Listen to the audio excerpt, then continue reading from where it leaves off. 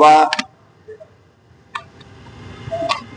আমাকে জুতো মেরে গরু দান হয়, আমাকে চারিদিকে বাঙালিকে মারছো, যে কোনো ডবল ইঞ্জিন সরকারে মারছো, আর এইসব বলে লাভ আছে? এগুলো হচ্ছে নিজেদের যে পাপ করছে সেটাকে ওরা ভাবছে যে আমি তো বলে দিচ্ছি ওনারা কি এই এখানকার বিজেপি, সেটা তো আমি কালকে বক্তৃতায় বলে দিচ্ছি।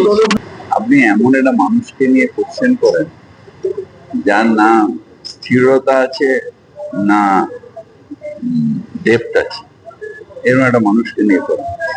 আসলে উনি নিজে ভেতরে যে নীতিহীন বোধে সেটাতে ভুগছেন। একটা নীতি নিয়ে চলতেন একদম 180% আরেকটা জায়গায় নীতিহীনতায় ভুগছেন। বিজেপির ভেরোতের ব্যাপার, কি করে না করে নিজেরা লাপালাপি করে, আবার নিজেরাই ঠুসে যায়।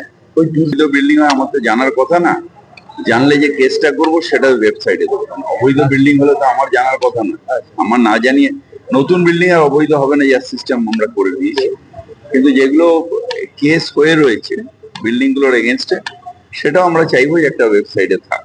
শুভেন্দু অধিকারী বলছেন যে বাঙালিদের প্রতি তাদের অবশ্যই মানে একটা গুরুত্ব দেন, তার কারণ হচ্ছে যে সঞ্জীব সান্যাল যিনি অর্থনৈতিক উপদেষ্টা বাঙালি, অসীম ঘোষকে করা হলো,